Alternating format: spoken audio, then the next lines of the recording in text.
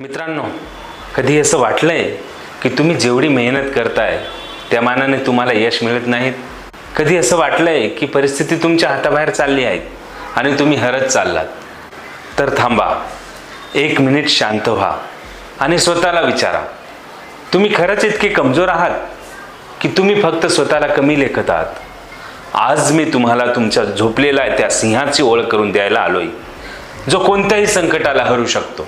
जेव्हा तुम्ही काहीतरी मोठं करायचं ठरवता ना, तेव्हा लोक तुमच्यावर संशय घेतात. जग म्हणेल तुला जमणार नाहीत, तुझ्याकडे ते टॅलेंट नाहीत, तुझ्याकडे पैसे नाहीत. पण लक्षात ठेव, जेव्हा अख्खं जग तुमच्यावर हसतं तेव्हाच इतिहास घडवण्याची पहिली पायरी सुरू होते.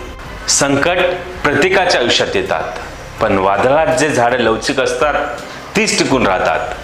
आज तुमच्या आयुष्यात जे दुःख आहेत, जे कष्ट आहेत, ती तुमची कमजोरी नाहीत, ती तुम्हाला मजबूत बनवणारी एक भट्टी आहे. जर तुम्हाला चककणारा सूर्य व्हायचं असेल तर आधी सूर्यासारखं जळायला शिकावं लागेल. आणि ज्या कष्टाला तुम्ही कंटाळला आहात तीच उद्याची तुमची सर्वात मोठी ताकद बनणार आहे. आता खूप झालं, रडणं बंद करा आणि लढायला सुरुवात करा.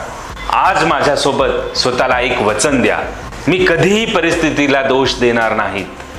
मी आजचं काम उद्याला ढकलणार नाहीत आणि मी स्वतःवरचा विश्वास कधीही तुटू देणार नाहीत. लोक तुमच्याबद्दल काय विचार करतात याने काही फरक पडत नाहीत, पण तुम्ही स्वतःबद्दल काय विचार करता याने तुमचं आयुष्य संपूर्ण बदलू शकतं. उठा, स्वतःची ताकद ओळखा, तुमच्या ध्येयाच्या दिशेनं पहिलं पाऊल टाका. कारण इतिहास वाचणारे नाहीत तर इतिहास घडवणारे लोक वेगळे असतात. माझा माणूस, माझा सबस्क्रायबर कधीही हरला नाही पाहिजे, कधीही झुकला नाही पाहिजे. भेटूया पुढच्या व्हिडिओपर्यंत. तोपर्यंत लढत राहा आणि जिंकत राहा. जय हिंद, वंदे मातरम.